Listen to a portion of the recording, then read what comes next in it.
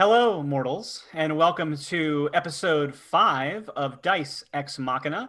I am your myth keeper, Riley Silverman. There is no rhyme or reason to why my costume has changed. It's just chilly in my apartment tonight. So I decided to go for more of an oracle look tonight and a warmer bit. But let's go around the horn and introduce our table to you. Of course, we're going to start with, let's go the other order this time than we normally do. Why don't we start with my friend Danielle Radford. Danielle, why don't you say hello to people? Hi, hello. My name is Dee. It is who I'm playing in the game, and Dee is a bard, and Dee is very. If you like when two men or two women get in a ring and start battling it out, that's a lot of how Dee kind of is. Yep. Mm-hmm.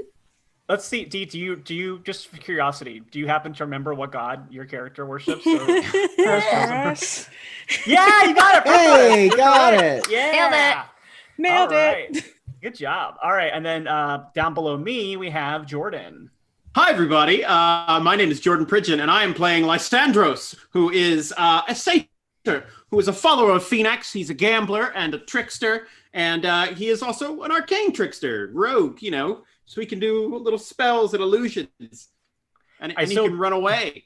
I so badly want to go. Actually, Jordan, you follow Perforos. Yeah. I wanted to gaslight you. Wow. All right. Apparently, you do more damage. Right. Yeah. Yeah. Moving on. Oh, yes. Yeah. You want to talk about it? If you're not in our Discord, I have been doing my sneak attack wrong the entire game so far. Because I built my character as level 1, and I mentally was like, 1d6 sneak attack, and then we raised it up to level 3 to start things off, and I didn't mentally change that number. Right. So add something between 1 and 6 to everything I did. Everything you've ever done. The way that I DM is I tend to let players manage their own sheets, and I trust you. And so I was just like, wow, Jordan cannot roll to save his life. And it turned out you were missing an entire dice. So that's a good point, by the way. That came to us from our Discord. If you are not currently part of the Saving Throw Show Discord, you should hop in there because if there's a place on the internet where you can tell someone they're playing D&D wrong, it is the same. I'm kidding. It's actually a very friendly, happy place. It's just a gag. But we do love the conversation for the community, and we definitely like to hear your feedback on the show, and also, what you're looking for in the show, so we can have some fun with that. It's a very cool world. We want to make sure we're doing the things that you want to see, and that we get to have fun to do as well. So check that out on the Saving Throw Show Discord. And then on that note, speaking of awesome people that are involved in the show, I'm going to pop it on over to Ashlyn. Oh, hello. My name's Ashlyn Rose, and I play a Leonin fighter named Callista. She is a feisty one who likes to fight, which we're doing right now, so she's pretty happy. And she worships, she serves a god named that goes by the name of Erebos. Why she does is up to question, and hopefully you'll find out soon. Excellent. And last but not least, our friend Ruben. Hi, everybody. I'm the internet's Ruben Bressler, Mox Ruby. I play Claw. Claw is a centaur druid who both serves and worships Phoenix. No, I'm kidding. Serves and worships Nylea, the god of the hunt. And he is a Circle of Stars druid who has a little bit of a Nyxborn feel to him, which we don't really know why yet, but we'll get in. We kind of know why, but we'll get more into it later. I was gonna make a joke and then I forgot what it was because we got some stuff came in while I was doing that, so I was gonna make a joke about your who you serve, and it didn't end up working out.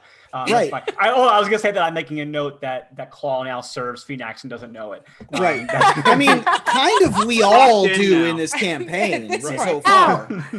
We're all kind of serving Phoenix in one way or another for the time being. That is true. And speaking of serving Phoenix, this is not a setup for this at all. We are sponsored. Speaking of having a patron. There we go. Speaking of having a patron, we are patroned by, not patronized, but we are patroned by a delightful group by the name of Hero Forge, who helps you design and print and have sent to you your own custom minis for your D&D games. And they actually added some really, and also other RPG games as well. They added a really cool feature this year. It lets you actually have them print you up a full color mini. And I've actually had a lot of fun myself ordering minis for myself and also designing things for our other game. And actually, if you look over to your screen right now, I'm actually having Dom pull up a mini that he designed for our friend Jordan. So this is actually a mini that he created of Lysandros. So you can kind of see how you have a lot of fun with some coloration. And then actually, I'm going to switch over to the one that Ruben designed for his character Claw. You can see the variety that you can have here of what's a, so we saw a little satyr with a cool little background, and now we've got a little very like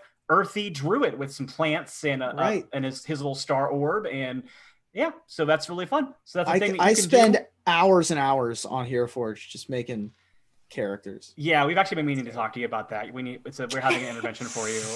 And Hero Forge loves it, and we're excited about it, and we're excited that they are excited to sponsor our show. And also, folks, you actually can support the show by if you watch it live or if you listen on the podcast or both. If you go to where the podcasts are, please rate and review and like and comment on the podcast. Subscribe to us on the YouTube channel for Saving Throw, and also basically any outlet where there's a chance to review or share. We would appreciate if you did so, because we do actually do a podcast version of the show that releases every week after the episode, before the next episode, so you can stay on track that way. We actually have a link. What is that called? The thing that gathers all the links together? A link tree. A link tree. We have a link tree that we have shared a couple times on the Saving Throw Show page, the Twitter page, that has links to all various ways you can get a podcast. But essentially, wherever you get your podcast, you can find the Dice Ex Machina podcast. That was a lot of words to say not that much stuff. All right. And of course, a way that you can support the show as well is by subscribing to the channel and by donating to the show. We do have some pretty cool donation tiers already from tonight, so there are things you can look at. There are some ways that by subscribing you could possibly help dictate what happens next time on the show. And we also have a couple of fun things that you could unlock tonight. We've had some really cool plot twists and things that have been unlocked in the past by listeners and viewers, so always participate that way. And to kick things off tonight, just to let you know some examples of that, we actually have several subscriber unlocks who have given some rerolls and dice to the table. We are starting off the game tonight with 6 rerolls for actually 7 rerolls for the players and 1 reroll to me. All right. And that comes from Zaffron. That comes from Mox Ruby. Hey. That comes from Savage Clint and Monstrosity Jones. So thank you all for supporting the channel and for supporting our show. And then before we begin tonight's adventure, we will start off with a toast from our very good friend, Three-Eyed Green Guys, who toast with the Claw. The Claw! The Claw is our master. Claw chooses who will go and who will stay. I have been chosen. So we also have that. And also one last reminder before we start the show, actually not reminders, this is actually news up top, and I'll remind you again at the end of the show, because of the holidays coming up, we are actually going to be taking the next 2 weeks of the show off. And so this will be our kind of mid-season finale, and we'll be back on January 4th when the channel is back up and running again. So we apologize. We won't be here next week. I would love to spend my birthday next Monday here with you, but we'll be off for that. And I will be back on the 4th, so we're excited for that. But in the meantime, you can catch up on past episodes in those YouTube channels and on those podcasts. So delightful. And for those of you who observe, happy Hanukkah. Happy week before your birthday. Happy Hanukkah, yes. Yeah. Yes, and thank you. And happy Hanukkah. Yeah.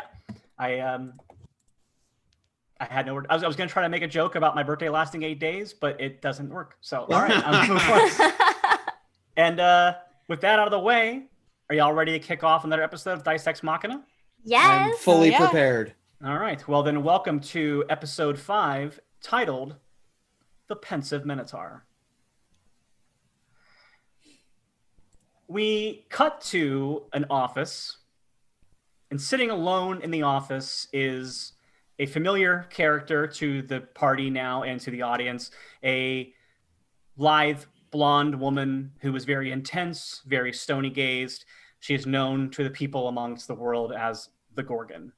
And she looks up directly at the camera and says, last time you saw these champions, I had uncovered some information that the woman D, who was supposed to lose a battle that I paid her to lose, was actually possibly in cahoots with her friend Lysandros, who, as a result of that loss, ended up owing me a great deal of, or actually ended up being owed a great deal of money to me, despite the fact that he had previously been in my debt and actually ready to be sold off into a bit of a, indebted worker situation. Like someone would have paid me and then I would have given him to them and then he would have worked off his debt over the rest of his life. It's a good business strategy all around. I was ready to operate it. And then D goes and wins this fight. Now suddenly I owe him money and I feel a little bit played. So I arranged a few things and brought them to me along with a Leonid and a mouse, I think. I don't know what was happening with that, but anyway, I have now put them together in a battle to the death in my arena, which is where things are going to kick off now. And then we cut away back to the arena, and that same woman is now standing in front of a crowd of people. She is holding a staff that she has defiantly slammed down onto the ground several times. And for those who recall, the battle had previously been between our champions and 3 hoplite-dressed soldiers in the armor of the guards of Meletis. Probably not authentic, or authentic armor, not legitimately owned. However, they had not done quite as good of a job as she would have liked in taking them down, and she decided to hurry up the battle a little bit, and so she had them punished for their audacity of not winning the fight sooner, and she had them taken down, the 2 remaining surviving members, after D, who believed that it was a fictional stage wrestling match, made the very sudden and late in the game realization that this was real and that El Guapo meant business. And now the stomping, the tapping of the rod continues. Tap, tap, tap. The entire crowd around the outsides of the arena are banging their glasses on things. They're stomping their feet in rhythm with it. Tap, tap, tap. And in the rhythm of that tap, as a gate drops open, we hear boom, boom, boom, as the sound of 4 separate hooves on 2 Minotaurs step forward. And out of the gates walk the champion Minotaurs of the city of Meletis' underground fighting rings, Asteri and Thiragog. And they walk out and they both raise their weapons high and the crowd goes nuts. And we are in the order of battle, turn order. It is Thiragog's turn. So he looks at you, and I believe with our setup, I believe that the people that were closest to the gate were, I believe it was D, who had just killed one of the guards before the other one was put down by the Gorgon. Lysandros, I think you're kind of further away now. You kind of jumped off a wall and kind of ran a bit, right? I've been sort of just leaping around, trying to not be in one place for too long. All right. And Callie, you were kind of on the other side of the arena because you were taking care of the one that kind of charged at you. Mm-hmm. And of course, Claw is still in the form of a rat, and he is hiding and is planning to possibly pop off at some point. Technically, I am closest to the gate that the Minotaurs are coming out of, but I'm also a rat, so. Yeah. Now, point of business. Ruben did roll last week to make a perception check to keep watching for the Minotaur, and Ruben also chose to stay in rat form for the combat so that if he wanted to, he could turn back into Claw at an opportune moment and get a surprise attack. Ruben, do you wish to invoke that privilege right now? As they're walking past, I have to do it right now. That is the nature of a surprise attack, is that if they come out and they engage in combat with your party, they're no longer going to be surprised as with combat, because it's combat round. So you will drop back into it. It's not unlike holding a spell for a thing. And like at the end of this, we'll be going back another round of combat. So you don't get a free on hold forever surprise round. Yeah. The problem is that I would have to drop and then probably take the brunt of both of these Minotaurs coming at me. Yeah, as soon as that could work for us, though. Appeared. It is a fact that sometimes actions have consequences. That's true. So you know what? I'm not gonna change. I'm gonna stay a rat, wait for them to move past, engage, and then work elsewise. Okay, that is good to know. And so now we know where we are with that. So you will lose that surprise round, but you also still have the element of surprise just in general as a rat. So you're not going to be targeted yet. Also, before we get started, we do have a couple of unlocks. We have everyone gets a little bit of extra. We have a table where you roll, so everybody. So I now have 2, and you all have. You will have 11. Yay! And thank you all. Wow! Yes, thank you. We very much might need them this week. This is combat time. Yes. And we also have a little bit of a reveal that will happen later in the episode. So that's excited. Let me get my sword. All right. Hold off on that, so we find that out later. I'm actually very excited to get to reveal this tonight, because I've been wanting to reveal it for a while and it hasn't been unlocked, and so I'm like, nope, I'm gonna hold to the unlock rule, so it's gonna stay there. All right. Can't wait to hear what it is. Yeah. So, I may have just built it up way too much, so let's just forget that I got excited about it. I'll forget about it after this combat. All right. So, my attention span is not very long. So, because Claw has rescinded his invitation to have a surprise attack, the first person to go now is going to be Theragog, the Minotaur, and he is going to step forward, and he knows that D is his quarry. And D, I'm going to say this. You have fought a wrestler by the name of the Minotaur before. He was a man wearing a Minotaur mask. I'm also going to pronounce Minotaur differently every time I say it, apparently. Yes. Yeah, you are. He was a man in a Minotaur mask, and a Minotaur mask, you might say. This is sort of like, to use a real-world wrestling analogy, if you had fought The Rock before, and then you were in a battle with someone called The Rock, and then the Rock monster from Neverending Story walked out. Like, this is the situation of, like, this is the real-life version of... This is like if you were fighting The Undertaker, and then, like, a real zombie vampire dude stepped out.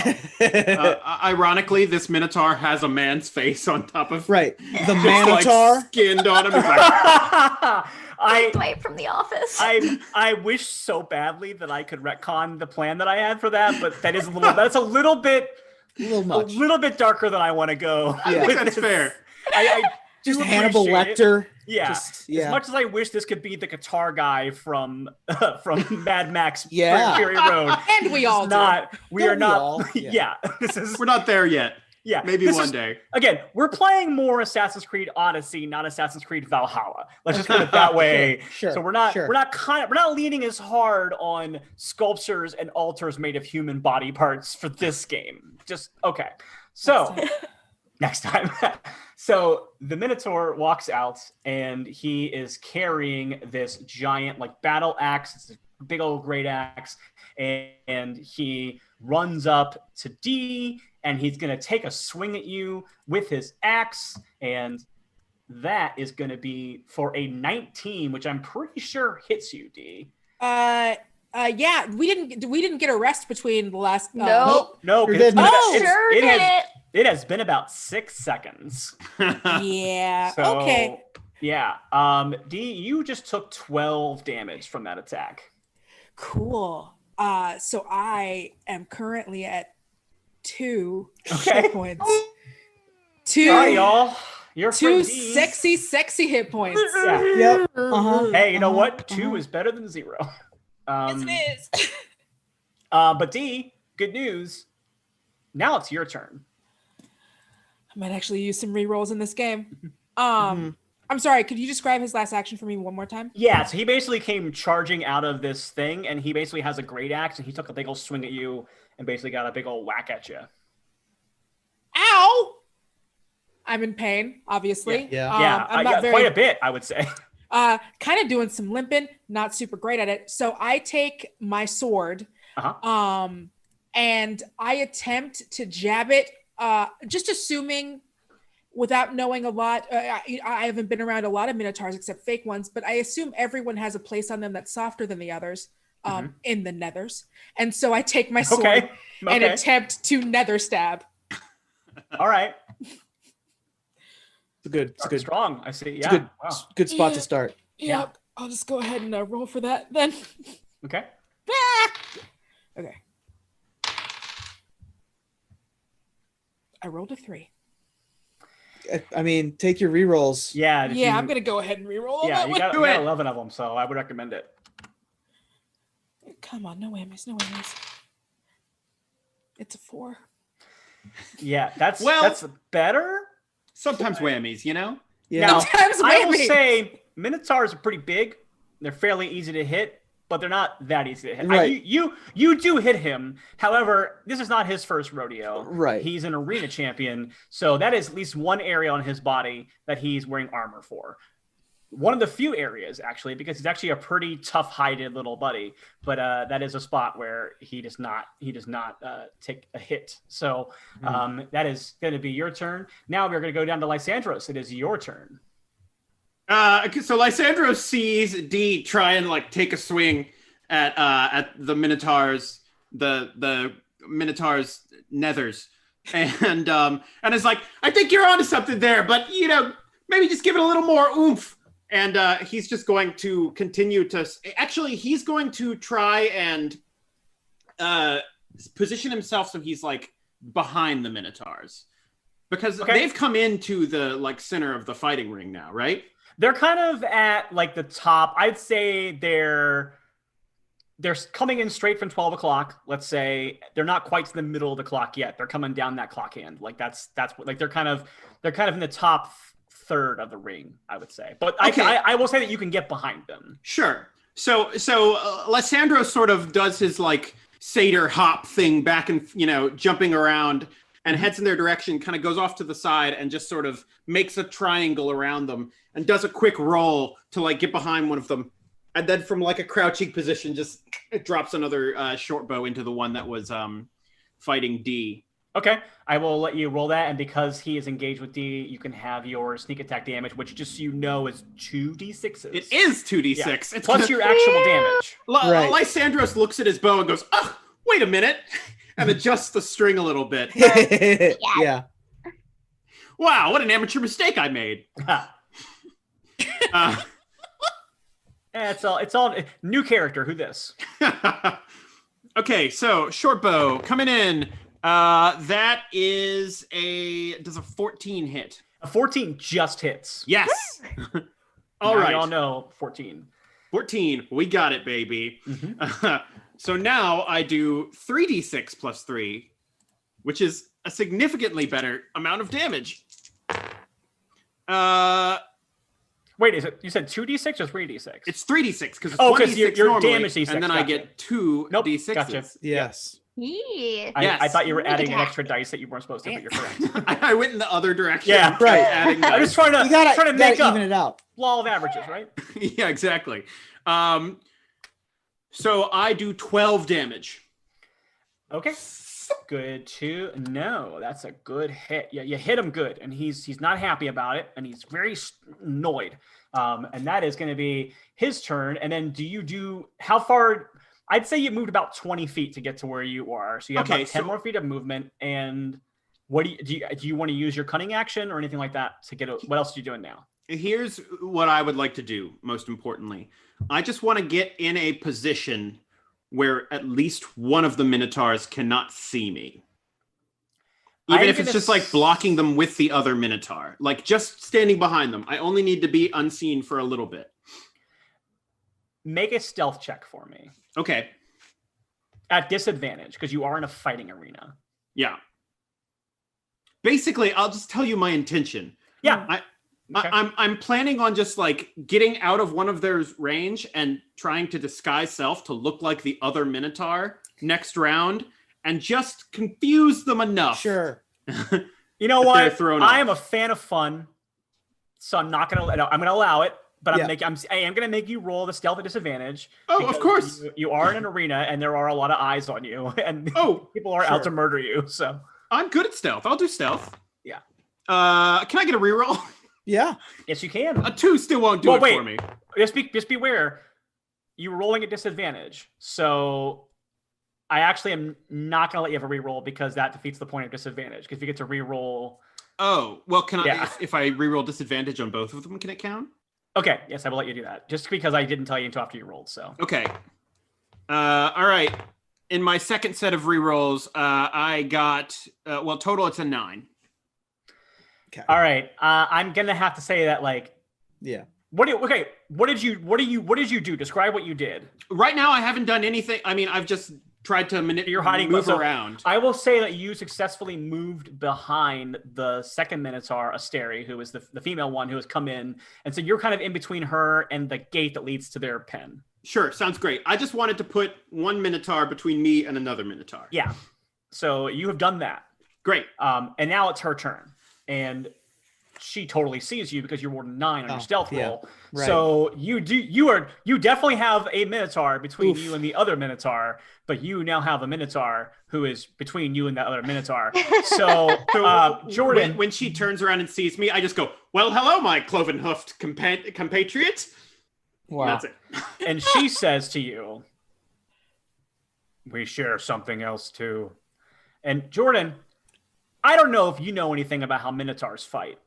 I know a little bit. She kneels down a little bit towards you and starts to run towards you with a part of her body known as the horns. And she is doing a little bit of what is called a gore. Yeah. And she is going to do that now. And that is a 10. Does a 10 beat your AC? Ooh. No, it doesn't. Nice. All right. So...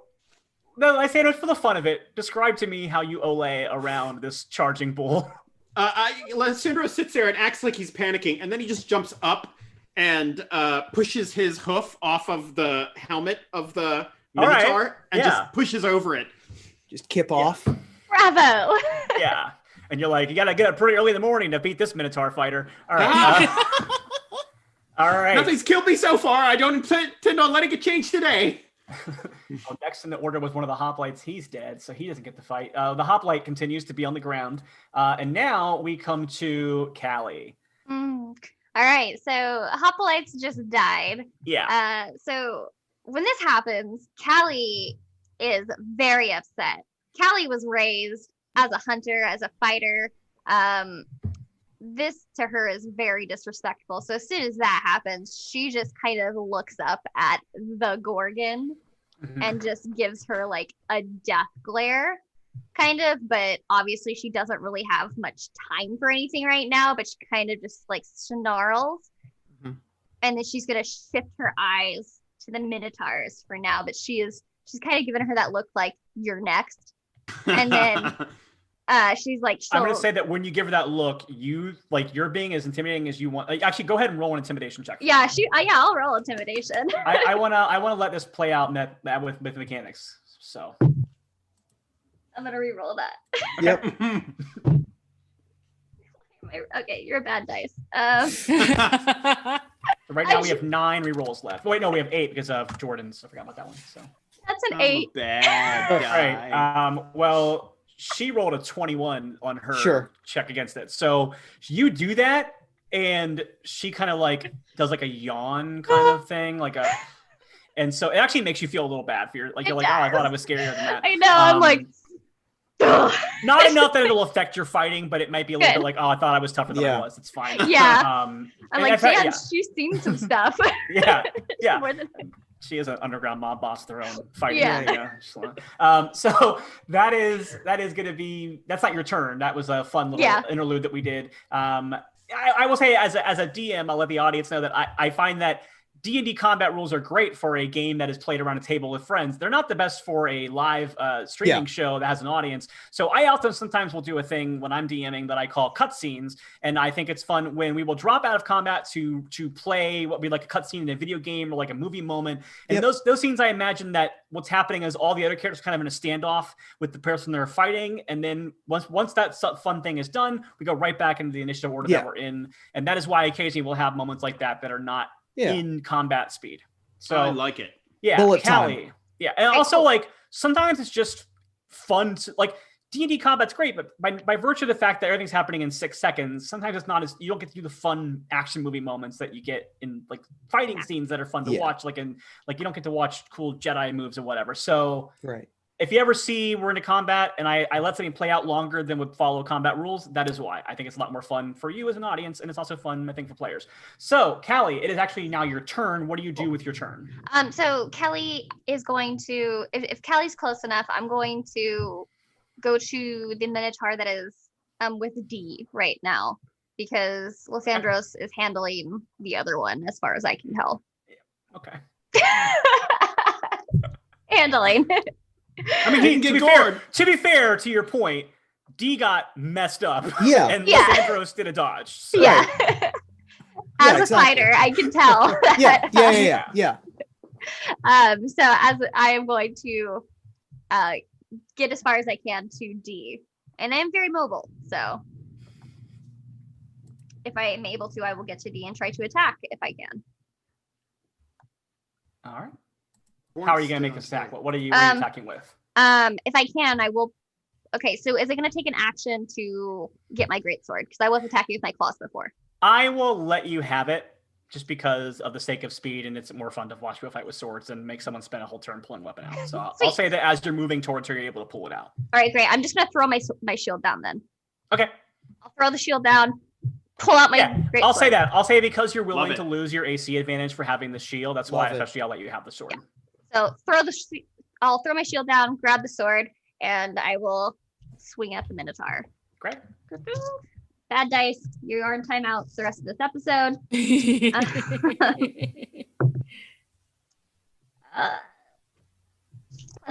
That is a 13. A 13 just misses. Oof. Do you want to use a reroll? Use them all. Yep. Okay, 15. Yep, that hits. Great. All right, 15. That is 2d6. So I love great swords. That's not that great. So that's 6 damage. Okay. Hey, everything helps. But go ahead. I want you to make an insight check. However, I don't think you're proficient with insight, are you? No. So I want you to make an insight check. However, instead of rolling your perception modifier like you would for insight, I want you to roll your strength modifier. So you make a roll and add your strength modifier to it, because this is gonna be something you're getting as a fighter. This is like a fighter's insight. Fighter's insight. Wait, I'm making a roll. Yeah. So yeah, roll d20 and add your strength modifier to it. Cool.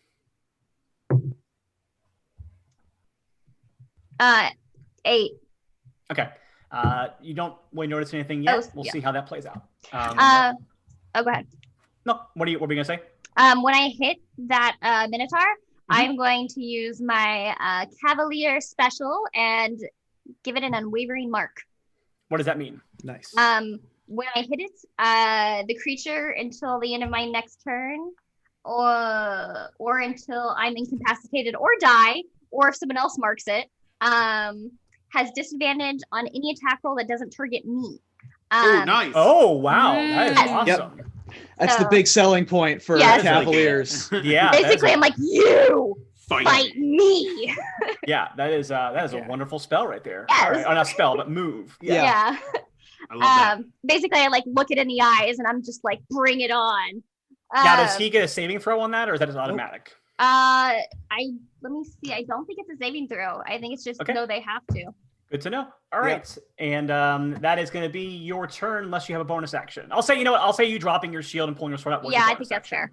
And now, Claw, it is up to you. What do you want to do? I have a question. Usually it is a bonus action to drop a wild shape. Mm-hmm. I have this starry form ability that allows me to use a bonus action to turn into a starry version of myself. Mm-hmm.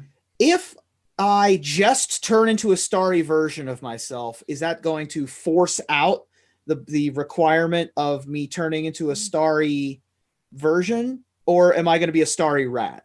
You would be like a tiny rat. I think love that you are going to be a starry rat because Okay. because you're using a bonus action. I'm Yeah, not going to yeah, let yeah. you get the All right. special. Yeah. In that case, bonus action. Well, first of all, movement. I want to get to a place, maybe like inside the tunnel or like the corner of the throne stage or something like that. Hopefully, someplace where the Gorgon can't see me well. The I two don't places for that really. would be down the tunnel or underneath the throne. But I will say that underneath the throne, make an intelligence check for me because I want to see what you would think of as options. Intelligence, just straight intelligence. Yeah. 15. Okay. Yeah. So I will say that you notice that there is definitely room underneath the stand that the Gorgon is sitting up on because it kind of like looks out over the like arena a little bit. So you could go underneath there. I will say that you do know there are audience members that are behind the gate under there. So even though she can't see you, there are people that can like narc you out. Yeah. But there is also the gate that the Minotaurs came in. Looks like a pretty dark tunnel, but you don't know where it leads or who else is in that tunnel. Okay. I think I am going to go for the shadowy tunnel. Okay. Duck inside the shadowy tunnel as a rat. Mm-hmm. Get to a point that I can bonus action drop wild shape.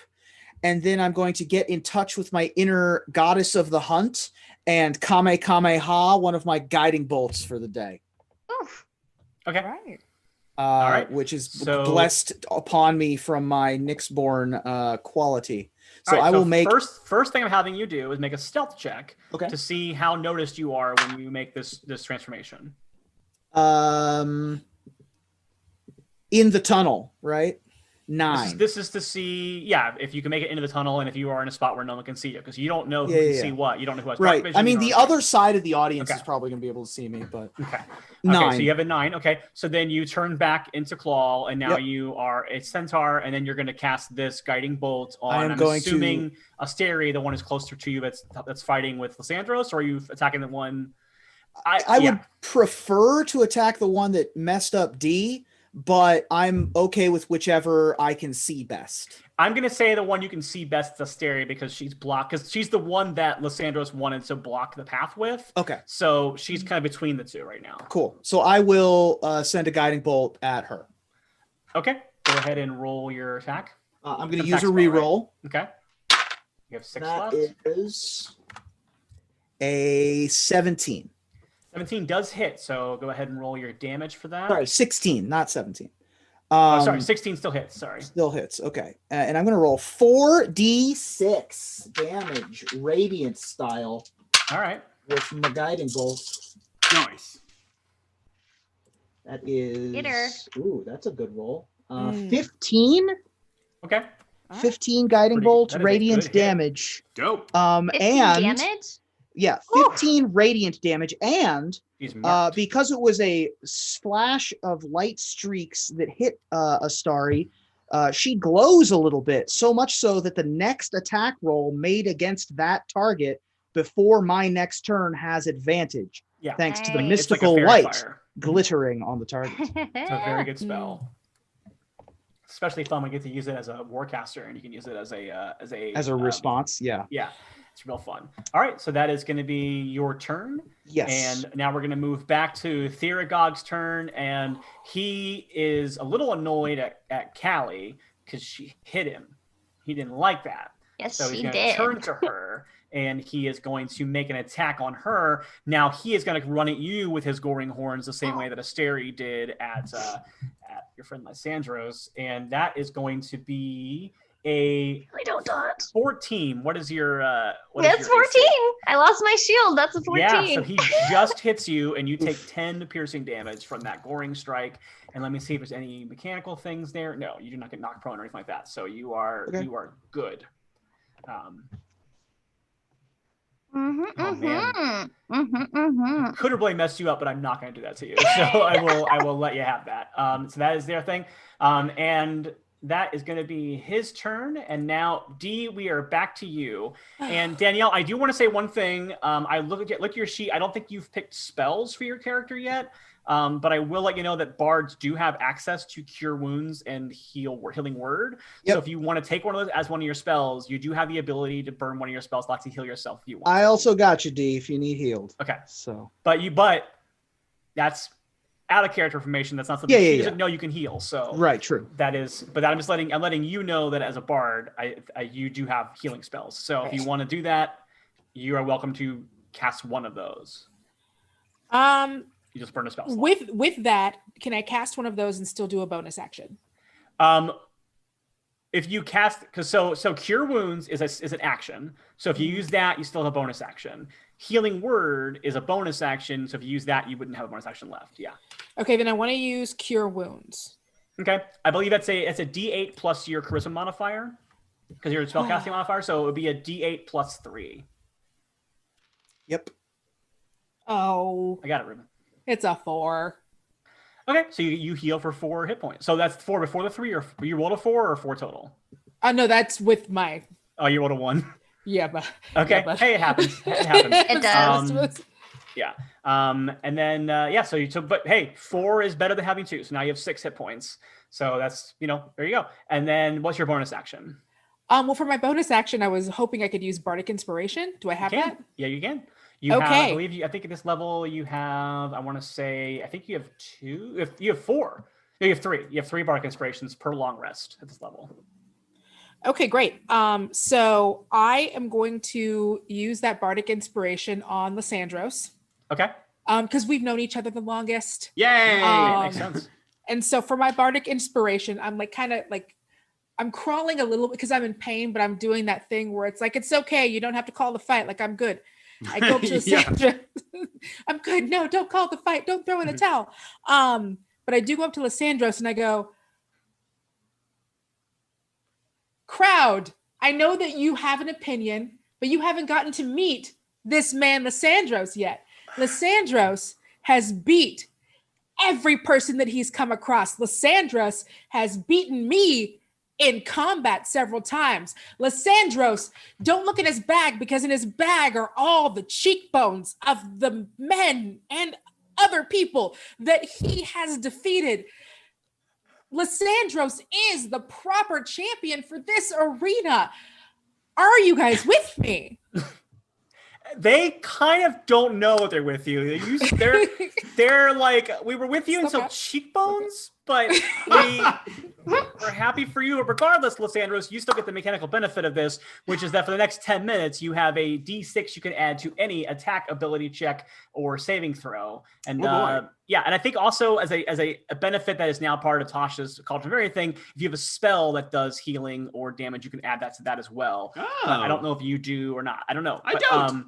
But you can add it to an attack roll, which might be more beneficial for you anyway. All my spells are illusions. Danielle, I'm going to give you player inspiration because I love that you hype manned and did that kind of move. I love that you flipped over to being a little bit of a pallbearer there. So so you just mark your inspiration. So that means that you actually you can choose to have advantage on one roll before the end of the game. So heck yeah. Yeah, Callie, but remember you dropped your shield. Yeah. Okay. So, all right. So, sorry, that was a chat thing. So, okay, good to know. All right. You know what? Yeah, you're right. So, just so everyone knows, the Callie should have had 16 AC and not 14 AC. So that hit would not have hit her. So go ahead and add that hit points back to you. No, it's fine.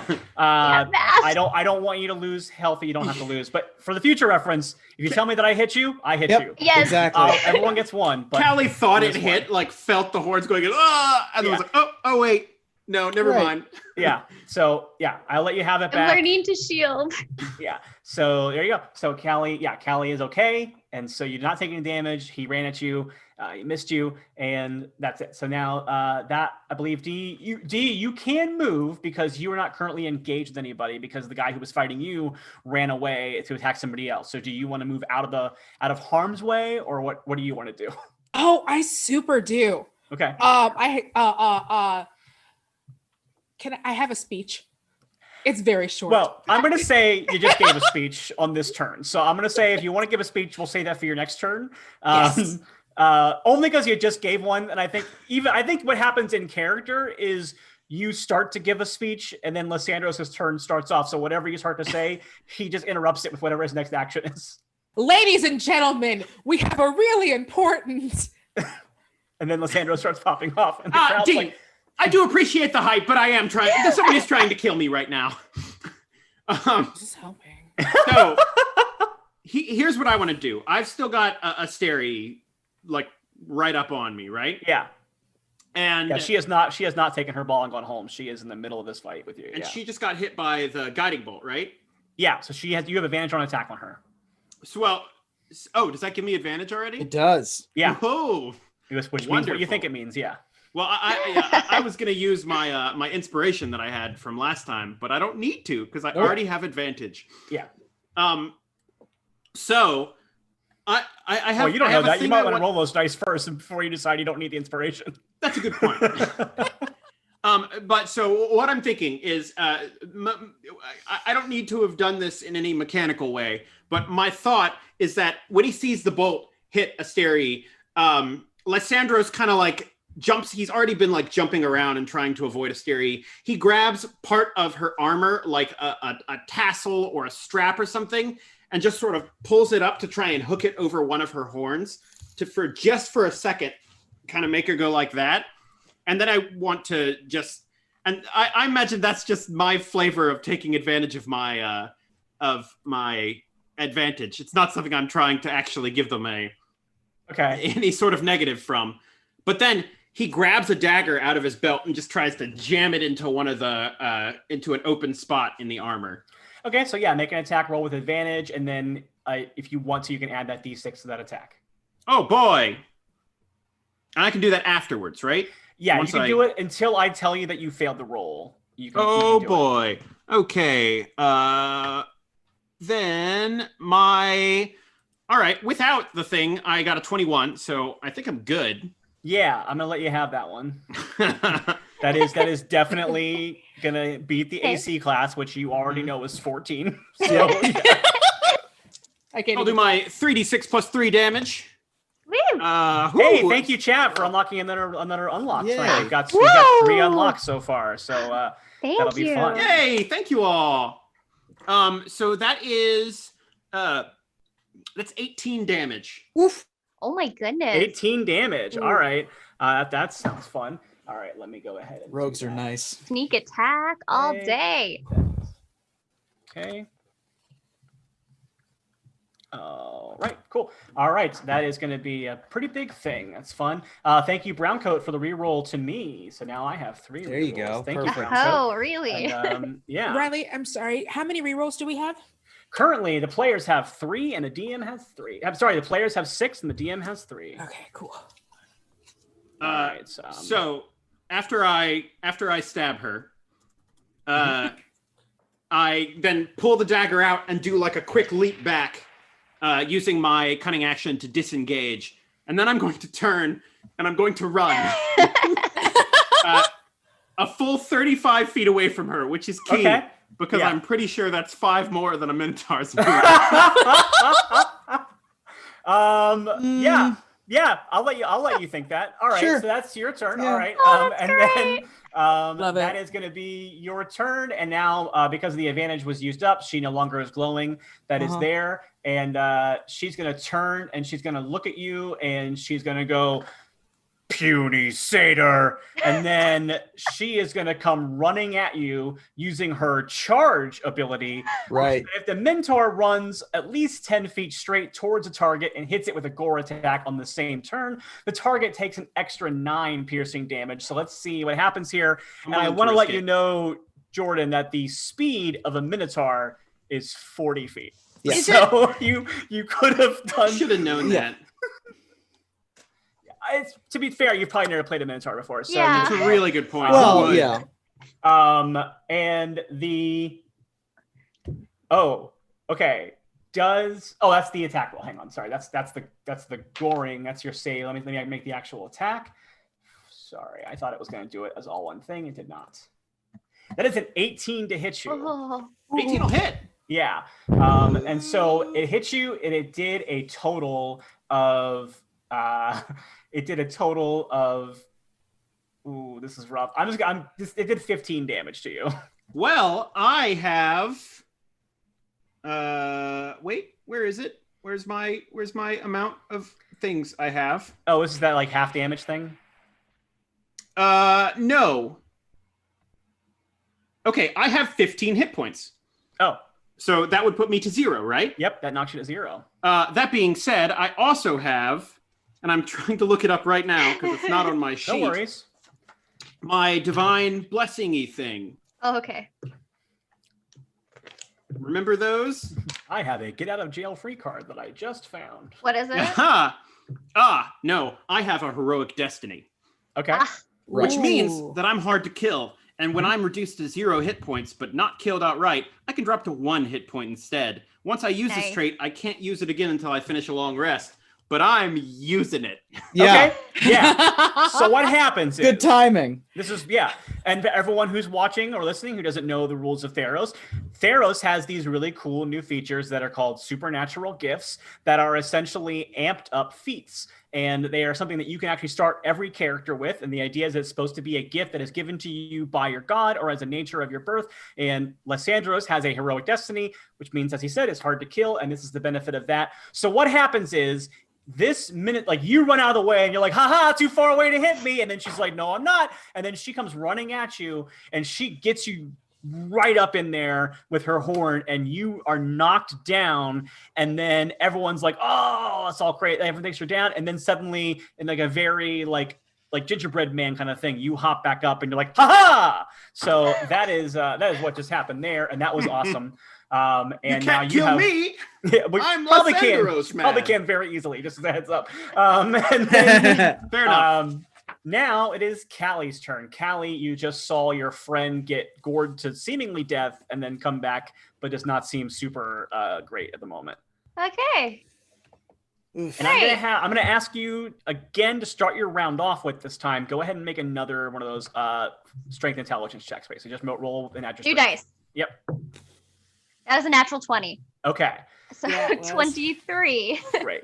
With a 23, especially, I'm going to say that you, as a fighter, you are very keyed in to the motions and the like movements of somebody in combat.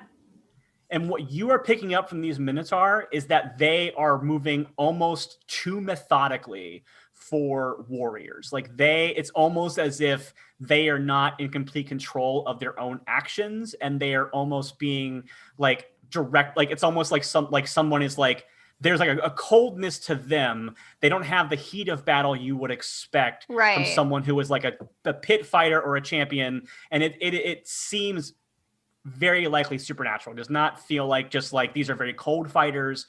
You are getting the sense that they are I would know. like almost like puppet masters. Yeah. Hmm. Okay. Callie's gonna try to look around really quick and see if she notices any. She's not very noticed. Callie is not gonna notice anyone. Make a perception check. We'll find out. You rolled a natural Try. 20 once, so you rolled again. It can happen. All right. So so this is an actual perception check. So With advantage, I'll say, because you know something is up. all right. Why not? Perception. I'm generous. Thank you. Benevolent. God. So I got a dirty 20. Okay. Ooh. Yeah, you see that behind the Gorgon, there is a figure who is wearing a cloak. And so you can't quite make out their body or their shape, but they are kind of like moving their fingers as if casting a somatic spell and concentrating on a spell. And there might be more than that, but at least one person is casting a spell. Okay. Interesting. Well, now that I know that we're not fighting a fair fight, probably. I don't think you should have known that from the beginning, just as a heads up. Okay. But you think I should have known that? No, I'm saying Well, this fight has very much been unfair. It's been very unfair the whole time. Yeah. Yeah, Callie's not gonna know that. Yeah, I've been wounded. You mean which is the unfair you for mean the everyone. fight for the mob boss in her death arena is not on the up and up? Right. Weird. You mean the Callie- mob boss who murdered 2 people right in front of you because they weren't killing you good enough? Yeah. To be fair, they deserved it. Yeah. They should have thought better. They weren't killing us very good. So- Very bad at killing us. Except me. Oh, so Yeah, good they at were almost great at killing me. you. Yeah. Callie's going to let me see how my mobility works again because my gift is being very fast. When you dash, you're okay. So I can dash. Yeah, I'm going to. Yeah, so I'm gonna kind of now that I'm much less interested in this fight with this Minotaur now that I know that this Minotaur is not actually fighting me of its own accord. So I'm just like whatever. And I'm gonna look around for Lysandros and Claw. I'm like, where's Claw? And I'm going to kind of dash towards Lysandros. Lysandros is like, I'm fine. Some of this blood's not mine. Lysandros, this isn't. They're not. The Minotaurs aren't fighting. But I mean, they're fighting, but they're not Aren't fighting. they? No, they're not actually fighting. Jordan, give yourself an inspiration. Aren't Yeah. they? You. Aren't they is nice. But like, they're not. They're not in control of their bodies. Oh. Well, that changes everything The somehow. And he kind of looks at Callie, like trying to be like, there's do you see the person behind the Gorgon lady, the hooded cloak person? They're casting a spell. I won't make you cat roll for that. You can see because it's being pointed out to you directly. Yeah. in okay. this And I episode. do imagine this is in the midst of me I trying know. not Yeah, to. for the Not to sake die. of cutscenes, I think there's Yeah. a fun pair. I think this is like a very humorous like situation where like it's like Shaun of the Dead fighting zombies while the jukebox is playing. Like there's a lot of Exactly. dodging and parrying happening while you're like a little busy right now, Cal. Oh, I'm losing my And I'm like, oh, Oh wait, no! Oh no! This is all a ruse. It's all a sham. You rocked too hard. That's what happens when you You brought rock the so house hard. down. Yeah, the cleric behind her, like literally, is just casting a spell, and this isn't real. They don't actually want to fight us. We brought down the heavens, y'all. ah. Okay, well observed. Now we can deal with that. All right, Thanks, sorry. Callie. I apologize to the listening audience who has no idea what just happened. But my green screen just fell to the floor behind me and revealed my apartment. It turns out I'm not actually sitting in a pantheon of gods. I'm actually Who sitting knew? in an apartment in Los Angeles. Apartment California. reveals are the worst kind of reveals. Yeah. Really embarrassed. I'm just gonna go. See you guys later. No! All right, so yeah, this is all happening, and you see this now. You see someone casting somatic spells, but Callie, that was your movement and Yes. speaking. You still get your turn. So what Oh. do you want to do with your turn? I guess I can. Oh, I dash. So that's like, wouldn't that? I guess I could. That use would have been a your bonus action. Well, dashing would be your action, but you will get a bonus action. Yes. Cool. As my bonus action, as a bonus action, I'm gonna go ahead and daunting roar real quick. I think. Okay. Yeah. So as a bonus action, because I want to be able to talk to everyone, I'm just gonna like let out my big roar and just like, "Rah!" and try to scare the minotaurs away. Okay. For What do they have to roll for that? oh, What's because they are what's under saving throw? control. Wisdom DC 13. But does it say if they're under control, it doesn't affect them? That can hear you must succeed a wisdom saving throw or become frightened. That's all it says. Okay. I'm gonna go ahead and make the roll for both of them. She kind of just looks at him, rolls her eyes, and because she's like they're trying to parry him right here is what I imagine. And she looks at him, rolls her eyes, and just like Okay. They both succeeded, so they Darn did it. not get. They both. I because they're under control. They're not really Yeah. like in there. They're kind of just both like "Ah!" back at you with no Yeah. mechanical effect, but they just do the same thing back to you that you did to them. But Lysandros was shocked by the roar. Yeah. yeah. Ah! Sorry, No good. I'll warn you next time. And that's my Alright. turn. All right. That is now Claw's turn. Claw, you have not seen this happen. so Yeah, far. I You don't were know down any the of this funnel. is happening. I'm just gonna keep pew pew lasers. I'm gonna bonus action Hunter's Mark the one I hit before, Okay. and then regular action use my next guiding bolt. I have Hunter's Mark because I am pious for Nylea. Okay. And I have guiding bolt because I'm starry boy. Okay. This is a subclass feature. It's a subclass feature, exactly. Starry boy. And that, you had 2, right? So you're using them both now? Okay. This is my second guiding bolt. This is going to be a 19 to hit. That hits. So this is 4d6 radiant plus a d6 for my Hunter's Mark. Okay. Dope. 5d6 damage coming in at the one that I hit before. 18 damage. Okay. And I think that it's all radiant. I think that's how Hunter's Mark works. That's fine. Either one, she's not resistant to it, so it's fine. Okay. And that is my other guiding bolt. I have 2 of those per long rest. Okay. So that's what I can do. Yeah. And yeah, she's looking pretty rough. She is not at death's door yet, but she is past bloody. So there you go. Okay. Do you get anything else on your turn, or we move on to the next one? No, I guess I'll sneak up to like the no, I'm gonna stay where I am, hidden in the shadows. I don't want to be spotted yet. Okay. All right. And then we have now it is going to be Theragog, the male Minotaur's turn. And he's the one who has to attack D. So he is going to come running at you with his goring horns because you moved away from him and he's confused. So which is the one that has the unwavering mark on it? That is Theragog. Theragog, the one that's attacking right now. That is a natural 20. Ooh. So he does 16 damage to you, Callie. Have you ever thought about changing your name to Thinnegrog? To Callie? Okay. Yeah, 16 to kiss. Because it had to attack Callie. Yeah, it did. Yeah. It did. I mean, it doesn't have to. It just has disadvantage if it attacks something else. Yeah, but he got a natural 20 coming at you, so he's going to do that. Right. Because that's Does good it for know him. It has to. It's been controlling. Right. I mean, I'm just saying. I mean, I guess if you want me to do a natural 20 on Lysandros and kill Lysandros, I could do that.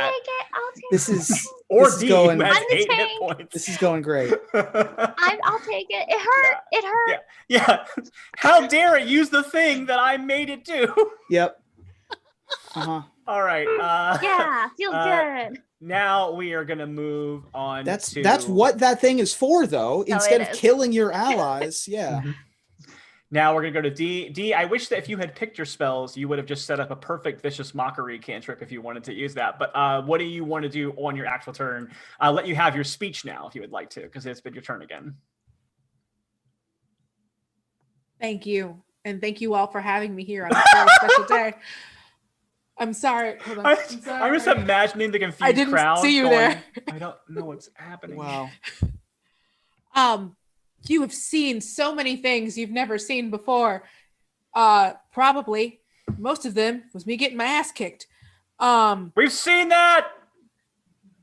But not like for real. No, a couple times. Crap. I lift up my incredibly too heavy for me sword as I get all fighty.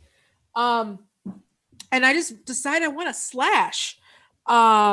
Mostly because I'm injured. I can't really that's the first thing I think of is I gotta smash, go smash. Caged animal, gotcha.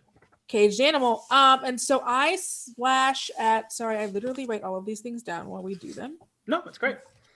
I am a huge nerd. So in a D&D game, get out. Oh geez, well I can't hold on. There it is.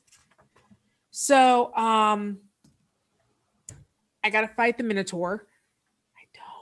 I take my sword and I look at him until his face gleams in that.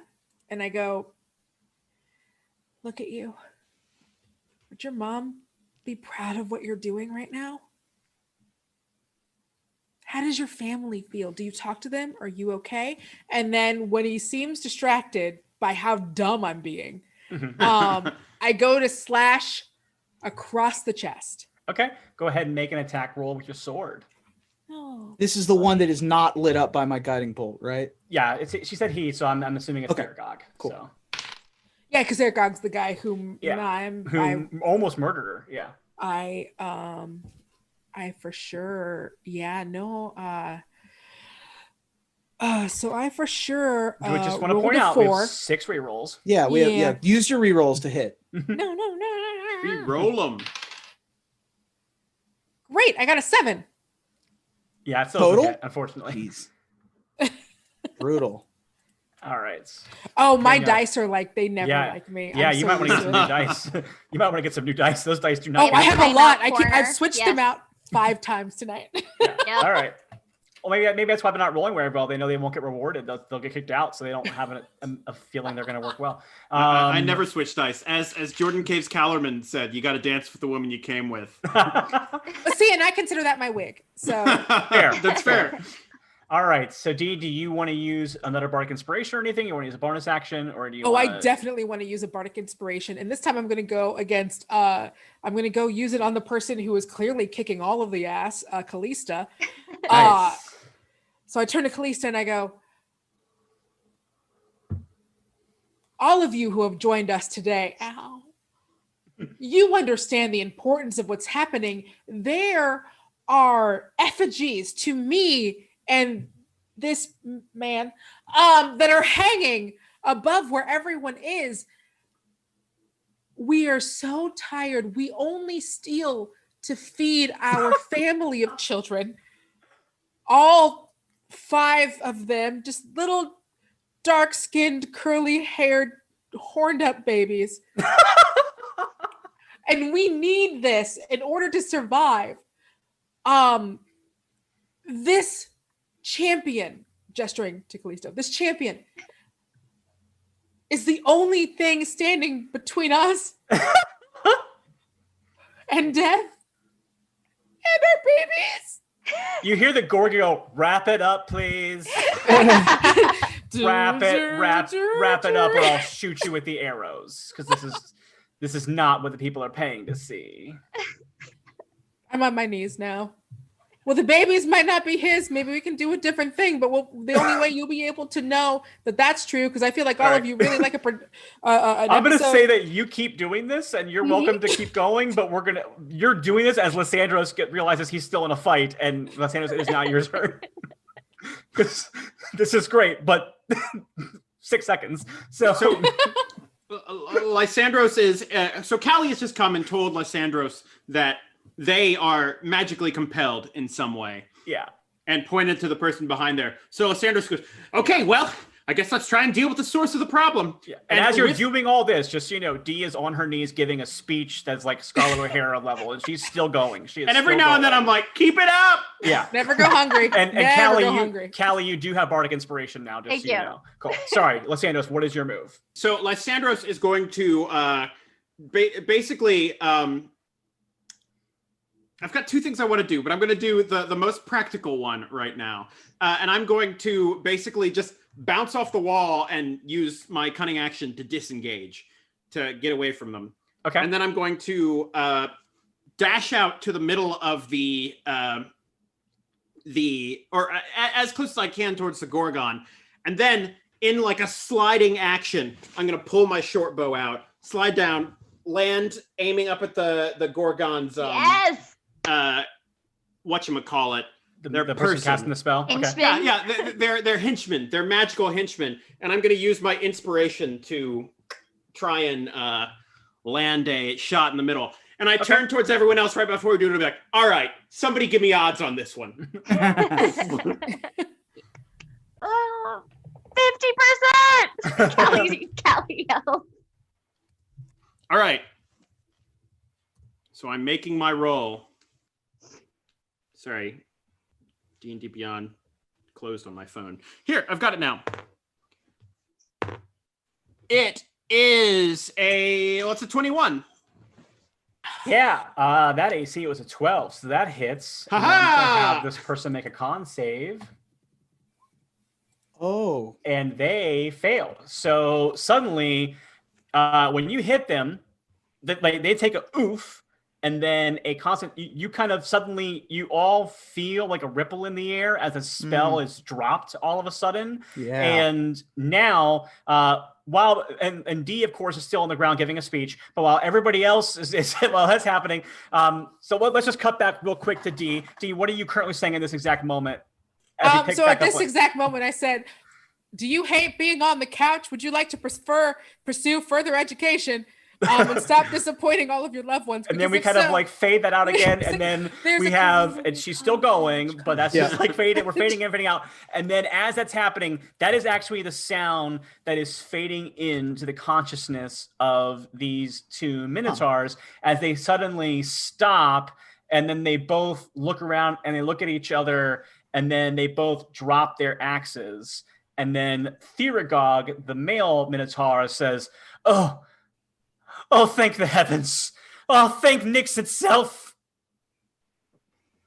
And at that point, we are going to take a real quick break, not leaving the table, but just go ahead and say hello to a few of our friends who have given us toasts as the game goes on. Yay! That is a good Thank you. stopping point for that scene. The scene's going to keep going on, but I don't want to keep going too long without giving toasts because people paid for them, and they are very supportive of our show. And so thank you all. We love you. Yeah, thank you. Our first toast that I'm going to read, I'm going to go in reverse order for a reason tonight.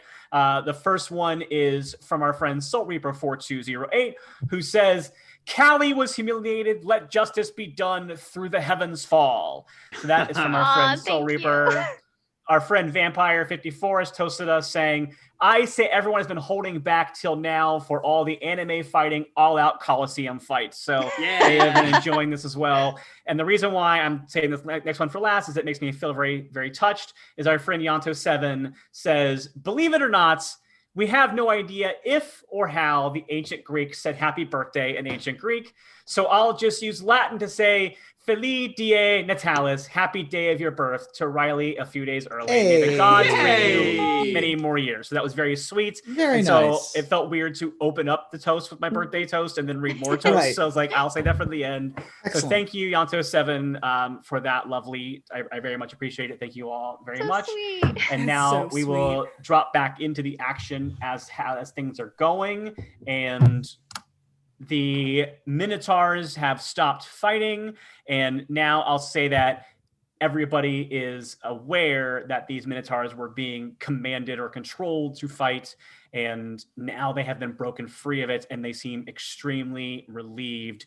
And the Gorgon stands up, and she looks furious. And now we will drop out of initiative for now and see how this roll goes.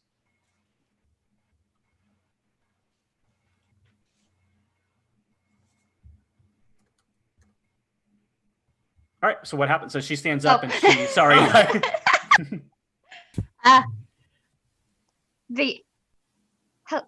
Callie, she's gonna be like, it was her.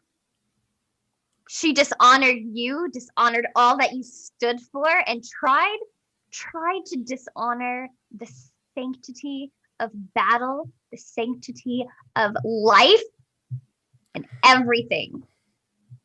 Are you speaking to the Gorgon, or are you speaking to the audience? Minotaurs? To the Minotaurs. They go, we have been under the Gorgon's compel for so long. I was a teacher. The Theragog says, I was an instructor, a philosopher in town, and then she's made me do so many things. Wait, you were never a fighter? I owed her money, and then I became a fighter, but it was not my chosen trade.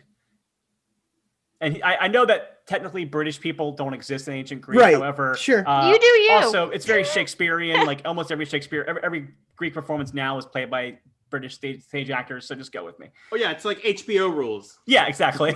Yell at Sir Ian. Yeah. So he's like, how long have we been here? Callie looks at D. Like in the arena? About 10 minutes. We've been here much longer than that. It gets dark, and then we see, and then it gets dark again. That's just a day. That's how days work. That's just a Daniel, day. give yourself inspiration. All right.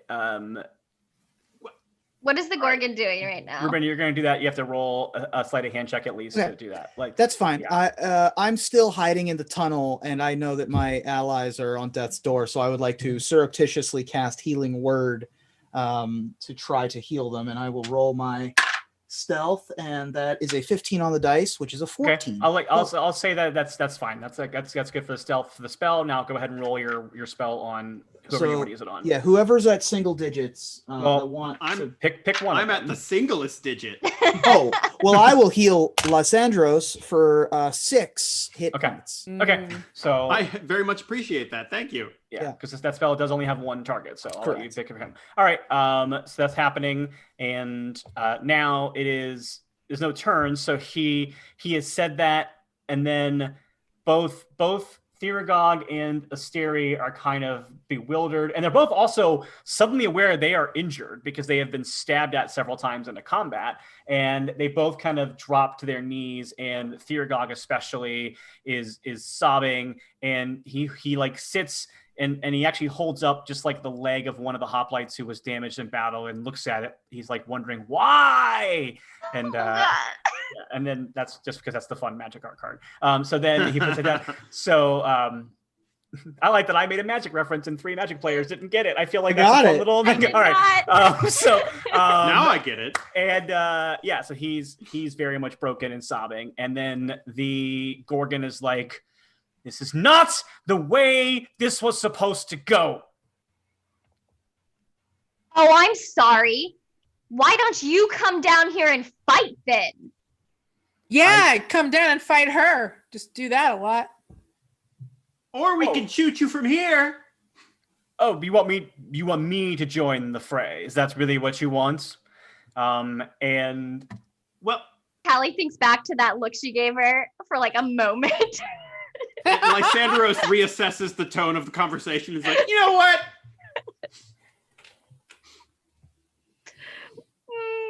Look, and like when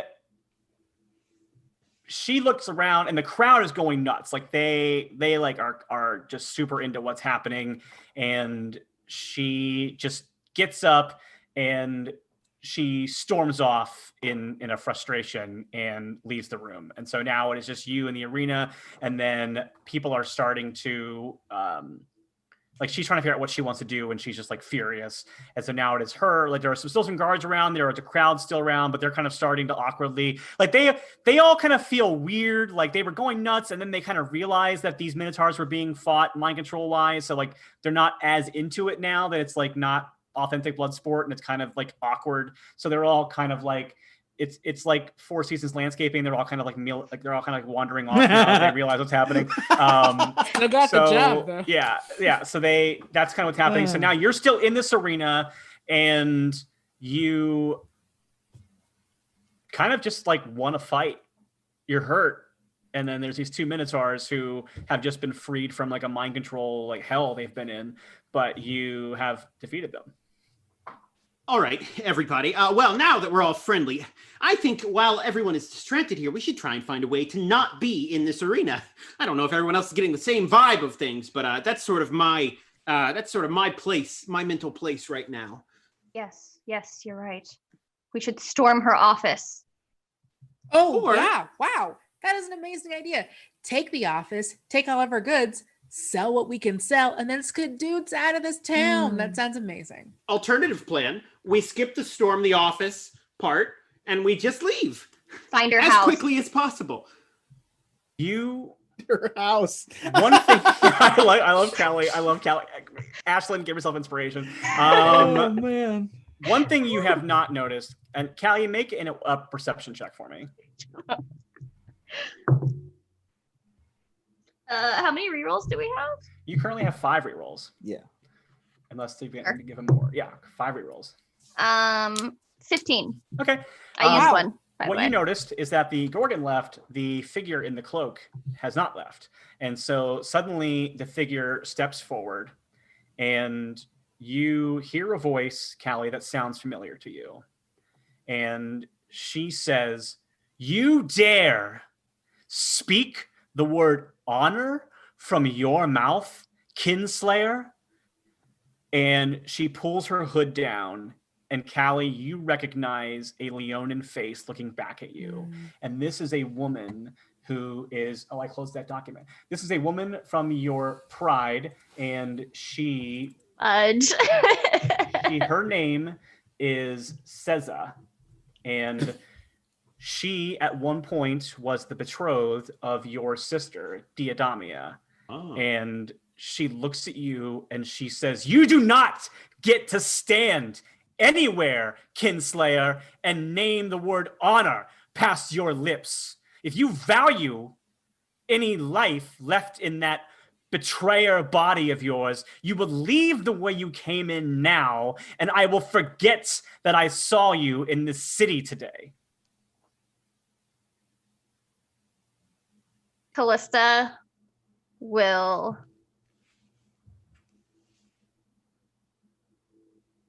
not say a word and walk away. Oh, I love it. Oh, sometimes not. That's chill. That is chill. All right, so you all just saw this other Leonin call Callie a kinslayer and a betrayer, and then she just walked off. Like basically, the gate that you guys were brought into this arena with is now open, and the guards are all like, "We don't know what to do. The Gorgon is gone. There's utter chaos." So, what do you do? Am I still? Are they exiting the tunnel that I'm hiding in, or is it no? different... That it is the tunnel was just the way that the Minotaur were brought in. You were kind of like shoved in, like out into like you're kind of going out back into the hideout, like the like cavern area. Rat form. Follow. Okay, I'll say you were in that tunnel, so no one saw you change. Great. Well, if there's a way out and it's open, Lysandros is going that way. Okay. So Lysandros turns and looks at the crowd and is like, "Thank you all very much. Dee, thank you for the hype. Now, if you all want to leave at the same time I leave, you of course are welcome to do that. But I'm out of here." And he's just going to turn and just sprint out of the stadium. Okay. I'll say you leave this area. You kind of come down into a room where there is a It's kind of opens into like a bit of a bar area, and it kind of like comes down, and like I'm trying to think of how to describe this. Like there's like a bar area, and then there's like a couple like more passageways to go down, and it's like a long tunnel that goes through some rock, and that's the way you came in from that hidden entrance that goes back out to the harbor. So, unless it seems okay, are there people in here? Yeah, but they're basically people who are milling about, having left the combat thing, and so they're all very bewildered and confused. And there are guards, like there are the Gorgon's guards that are blocking like certain areas that are still important. Like if you wanted to go to her office, because you know where her office is because you were led there before. Sure. Her office is like guarded, so you would have to fight them to get past them to back to her office. So, okay. Well, has anyone else left the arena, the stadium with me? Rat has. Callie has. Callie left ahead of you. So yeah, Callie looked at that lady and just like as soon as she said that, Callie's Callie left. The stage is yours. I think D is still giving a speech. I'm still giving a speech with no money. And at this point, I've noticed everyone was leaving. And so I said, puke, Manon, describe, because I don't know what like, comment, subscribe is back in this day. Yeah. No, I love it. Puke, McMahon, describe. and that's my... Oh, I love it. But also like looking around, there's no one here for D. D's gonna have to make friends, or she could go meet everyone else. And D has been alone for a really long time trying to do this thing, so she wants to go meet the rest of the party.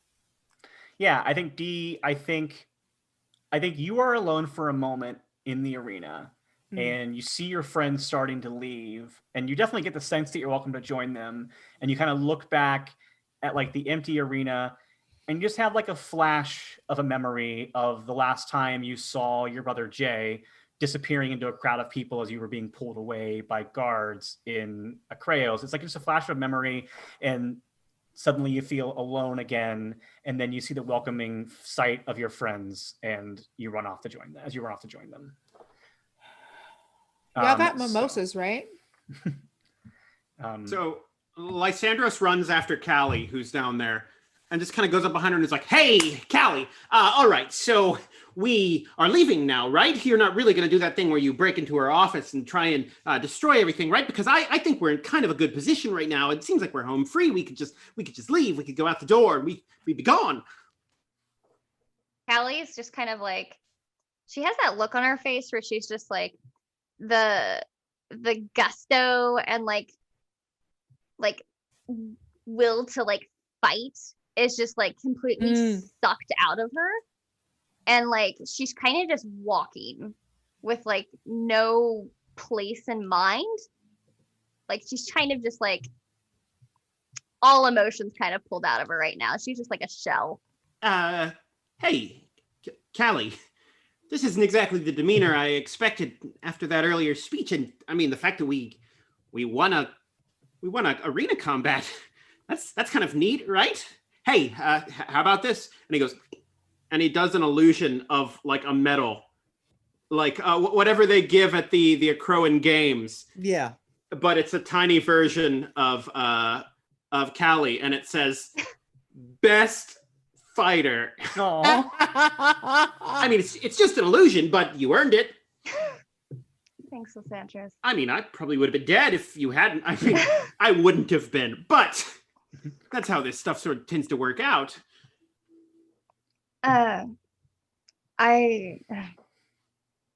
feel like I just saw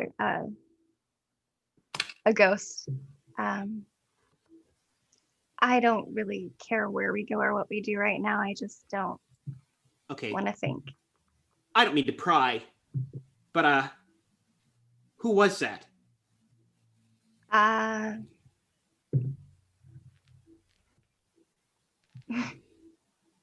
That was someone that I didn't think I was ever going to see again. And I don't know if I'm ready to talk about much more than that right now. I can respect that. We've all got our past, and we don't necessarily want to talk about it, but I do think I can help.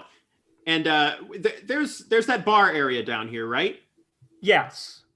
So Lysandros, are there like people at the bar? Yeah, there are people there. Everyone's a little bit stunned because like it's kind of like they're all a little bit in shock. They all kind of are second guessing their own choices in entertainment. They're all kind of like, well, I mean, we thought it was like fake. We thought it was like staged. Like everyone told us that gladiating was fake, but this was like obviously very real. And then also the people, like you hear this, like you're hearing people at bar like saying it. Like I mean, like those Minotaur didn't seem like they were in control of themselves. And like, did she actually kill those guards? Like did the guards like that? They weren't fake dead. Like that was actually his leg that Minotaur was holding. So Lysandros is going to put one hand on the bar and kind of just leap over and be like, "Champion coming through real quick," and just grab like a cask of wine, like not a full cask, but like one of those little pony keg. Make a persuasion check. Make a performance check. This is how like delightful you're being, essentially. And oh boy, yeah. Do I still have my bardic inspiration? I'll say yeah. It hasn't been 10 minutes, so then I'm probably gonna use that. Yeah, why not? Otherwise, you lose it. So right, and she called me a champion, so now I'm just acting the perfect time. I call you what I want you. Performance, right? I actually have pretty good performance. I hope so. I believe it. Okay, so well that's 13, but I'm gonna add my my bardic inspiration. Oh, that's only 1, so 14. All right. I think the bartender is just kind of like dazed because he's like everyone's like a little bit off, and he's like, "That's 1 gold for that," but like he's not looking at you. He's kind of like just saying it like out of rote, like it's just like he knows the charge, and he's like 1. Yeah. And I'll just be like, "Put it on my tab, buddy." Jump back over and take, you know what I'm talking about. They're like those bottles of wine, old Greek style or whatever. And I'm going to 2 handles. Yeah. Take one of them and pop the cork out of it and just hand it over to Callista. And she'll just knock it back. That's Oh, go dealing ahead. with tragedy like a satyr. I'm gonna climb up on the on the bar stool and sit next to them and hope that they know that this rat is Claw. Okay. And then I'll say, D, as you're wandering to join them and you're kind of catching up with them, you're walking by the betting cages and you hear people just going like, all bets are off, all bets are canceled, all bets are void. This fight did not end. This is the draw. There's no bets. So you hear that and then you head into the bar. Oh. One guy's like, I had money on it ending in a draw.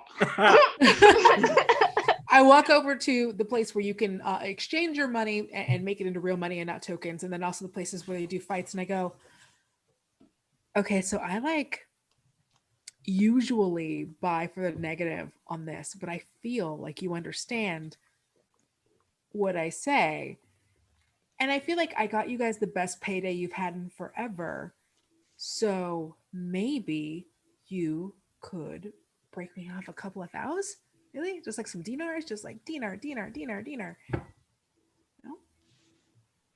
He doesn't even say a word to you. He just stares at you. I take I don't know, take, ma'am, I don't know if you heard me say that all bets are void, but we don't make money when everyone gets there's no bets exchange. We don't Okay. profit. Yeah, We're just- okay. You're so funny. Has anyone ever told you how funny you are? No, I'm actually not a very funny person. Oh my god, you're like It's actually my wife so- actually complains about it a lot. She tries to tell me jokes and I don't understand them. Why did the chicken cross the road? Because someone didn't properly lock down their farm. Riley, on the other hand, laughs at dumb things. But All right, character. Riley, you get Character. inspiration for that. Yeah. Yes. Someone didn't properly lock down their farm. Yeah. I know like so much about like farms and stuff. I don't actually. I'm not a farmer. I work at a cash booth at a underground gambling den. Really? You asked me a question about a farm property, so I just assumed that was the answer to that question. What kind of underground stuff do y'all do? I mean, like we're literally underground. Like there's a ground above us, and then we're underneath it. Oh. But also, yeah, like illegal fighting and gambling and. And then people can make money and then pay money back to people and no one will care anymore? Make a persuasion check at disadvantage. Eh. Hold on. Yeah, it's not gonna be great.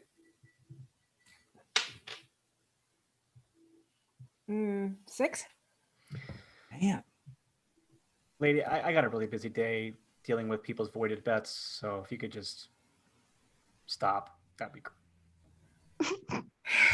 If I give you a silver, will you leave me alone? If you give me a gold, I will leave you alone. Plus, I will leave you alone. He just closes his window and like shuts it so like you can't talk to him anymore. He just like sighs. Wow. Like, Do I have to roll for me to hard sigh? Because I will. I mean, I'm gonna let you have it. I'll let you have a natural hard sigh. I'll let you have that. just roll me a natural hard sigh. It's fine. So when Lysandro sees D like trying to scam some money out of this guy, he goes over and standing like 10 feet away from her, points at D and goes, "You! Oh no, I've been caught. You tricked me.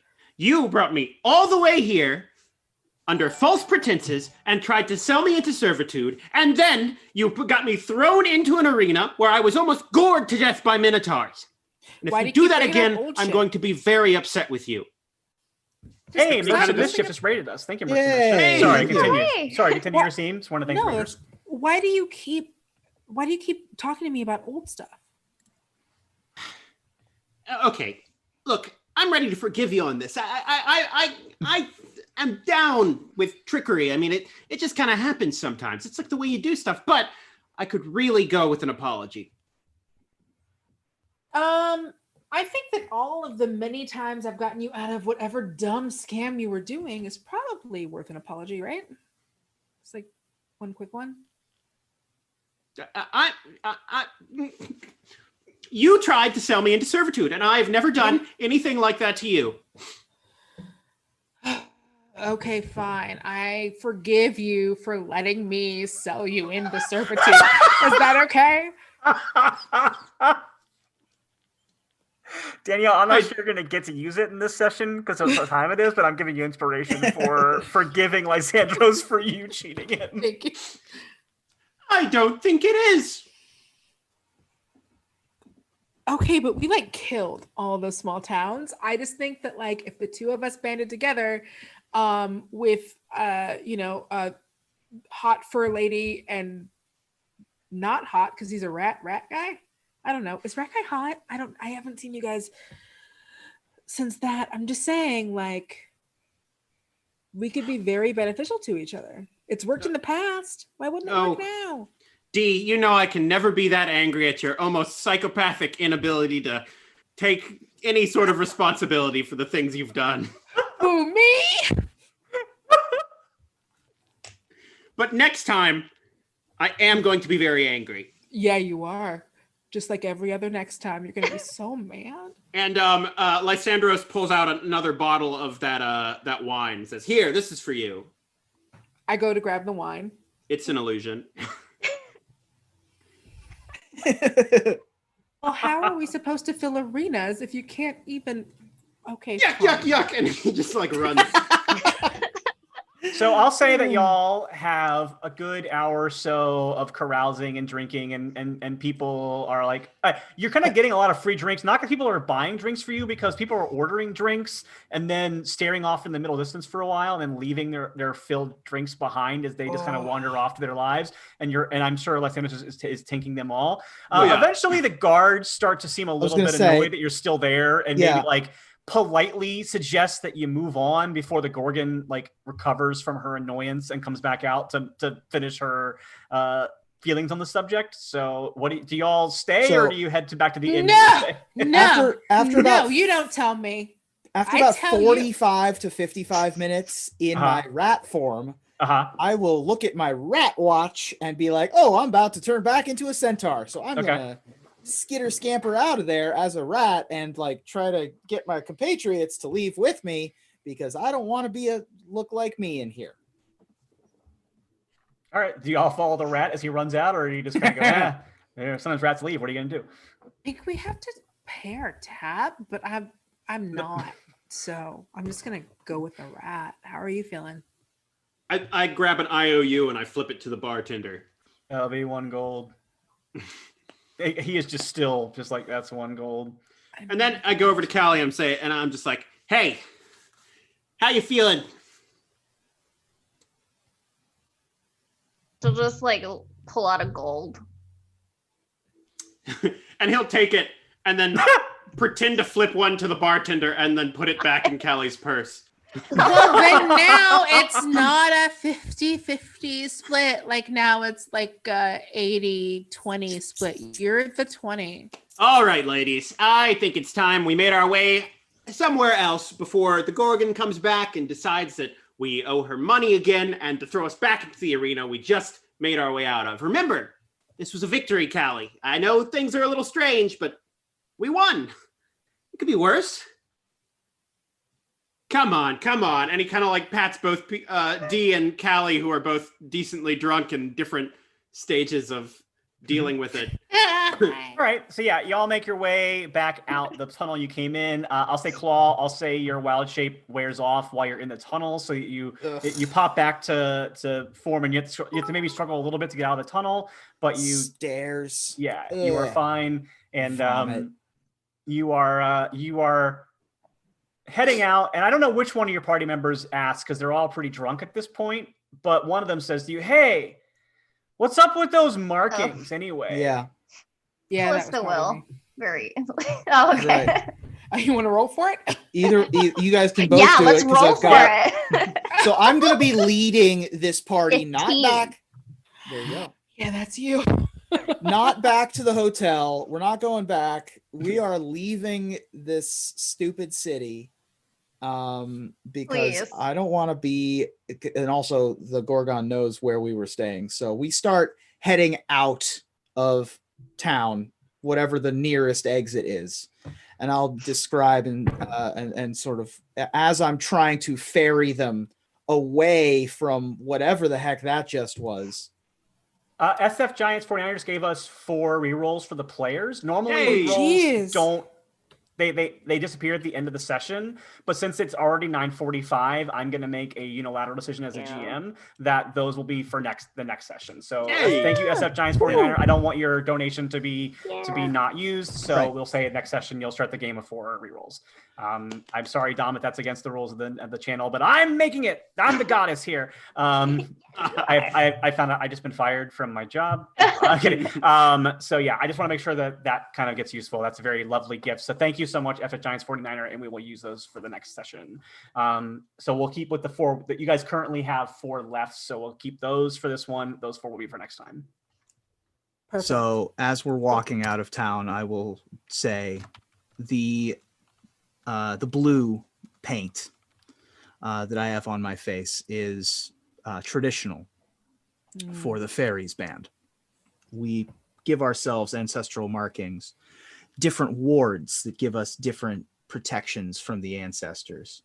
To be the ones under my eyes are to prevent being controlled by the gaze or turned to stone by the gaze of basilisks or gorgons. I'm protected with greater armor by this symbol. The ability to dodge incoming arrows, the ability to dodge incoming swords are different markings that have the individual reasons on my face. Lots of the fairies band have them painted, and it's sort of something that we did when we were together. It was a communal activity. We would make the ink with berries and we would paint ourselves. The black is different. The black is a bow and arrow. And I'm not exactly sure why I have it or where it came from. But when I'm done with my paint, when I'm done with my ritual, it appears. I don't paint the black, but it's there. When I wash my face, it all goes away. But it's sort of, and it's a bow and arrow, the symbol of my god, Nylea, and it sort of is the background protection, I guess, behind all of the things that the centaurs taught me. So you'll see lots of fairies band centaurs with the blue, not so many with the black. Anyway, I'm sure none of you will remember that when you wake up in the morning after you've recovered from your hangovers.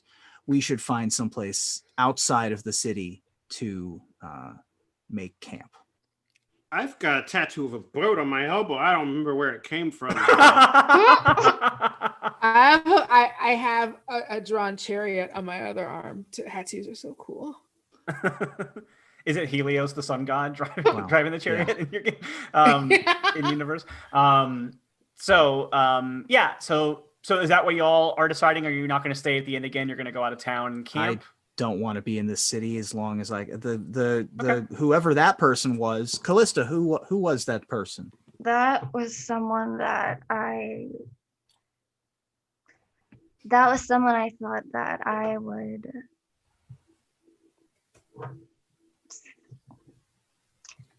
That was my sister's betrothed.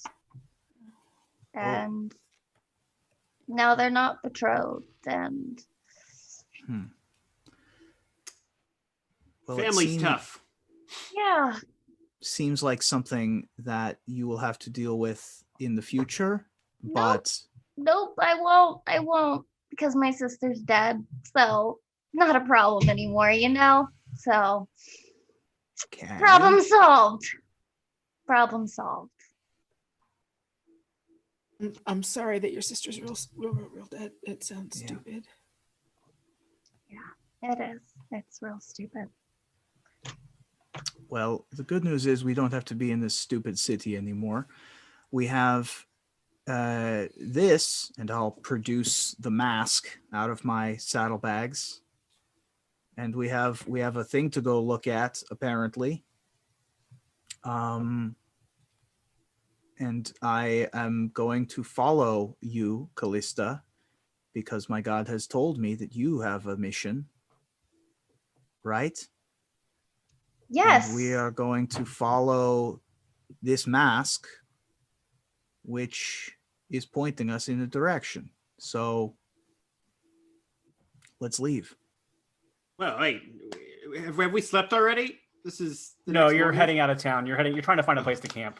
Yeah, Yeah. there's no long. Well, we are going to sleep under the stars like we do, but All right. Well, if that's the plan, let's find somewhere that we can sleep for a bit. And then to the Temple of Orestes, I guess. Great. We'll take turns. Some of us will sleep and some of us will guard the camp. absolutely. Sounds Right. good. I call sleeping. Okay. You all managed to make your way out of town. You had originally approached Meletis from the southern gate, and then you kind of moved into the Bay of Meletis entrance that's kind of more on the eastern side of the city. So now you kind of made your way more northeast, and you've kind of gone around the walls of the city. I think you've chosen not to enter the city itself proper for now. You have maybe decided to go a route that might not draw as much attention to the Gorgon's guards and those folks as she might eventually decide you're more worth hunting than you have been so far. And you head out of town. I'll say that you find a pretty good campsite. I think it's not hard to find a good place to sleep outside of the city of Meletis because lots of centaurs in the city like to go back out to rough it once in a while and get back to their roots and such things. And this is actually where I'll say Claw, you probably have picked up a lot of customers in this area that like to have the oh, let's rough it out. And there's some campsites that are comfortable, Right. so you know where to go. So you find a pretty good site. You all lay down for the night. And as you head off to bed, we see a few things happen as we cut away from you to the world at large. First, we see Kia, the sage, at her hilltop villa, petting her cats. She is praying to her god Clothis, the god of destiny, and she seems to have been concerned about your fate for a moment there as things got a little rough. She doesn't quite know what was happening, but she had a concern. And then she kind of wipes her brow and says, "They're going to make it hard on us, aren't they?" And then that is where we cut away from her. We cut to the underground lair of the Gorgon as she sits in her office and she fumes.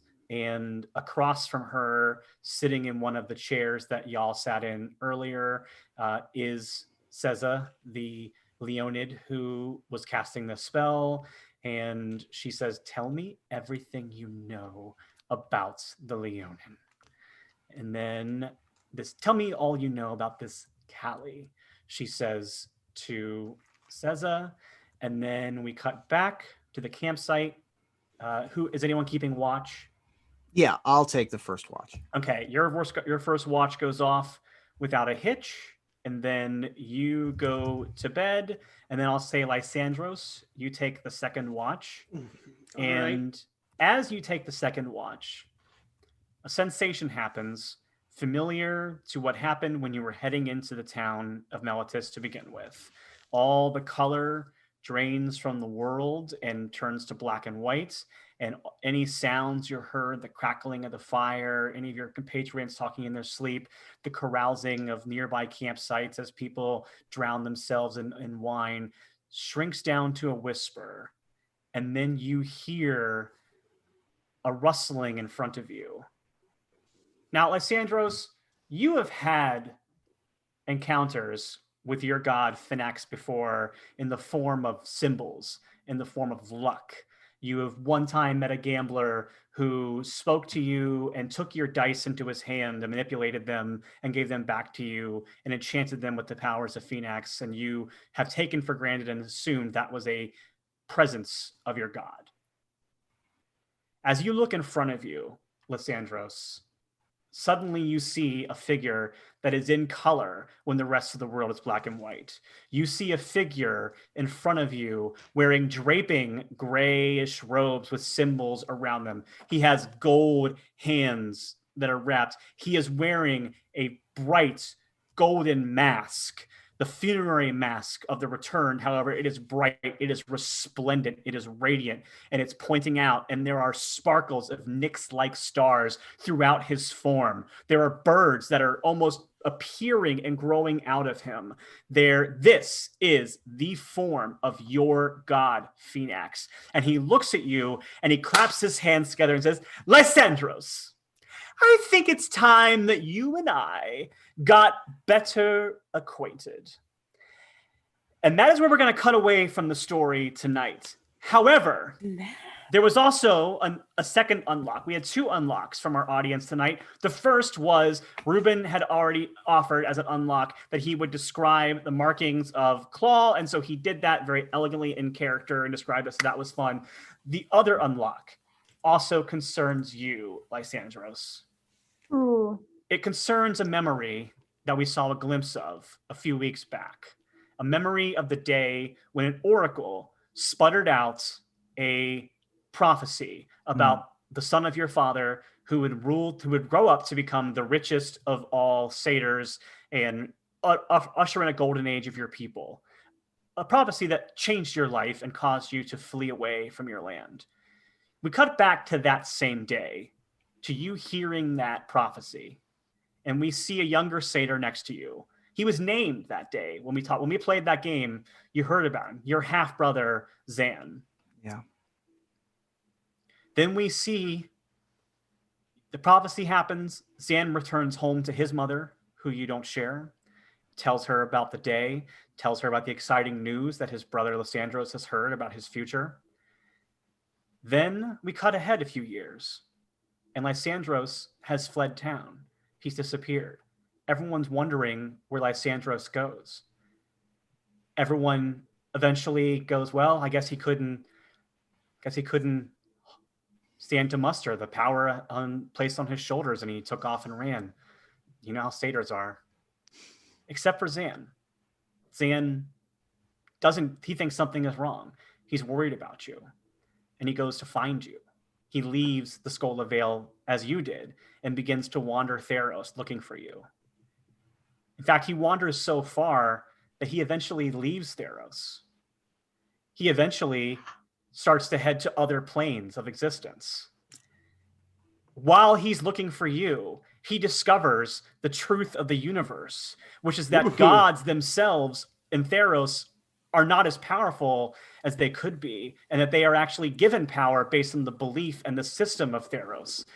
Suddenly he grows angry at the power of the world, and he stops looking for Lysandros, and instead he returns to Theros with the intention of himself becoming a god. And briefly, he succeeds. And we see as young Zan ages over the course of the over 100 years that you have been gone and surviving as you defy your prophecy. And we see as Zan ages into a face that all of Theros would someday come to know.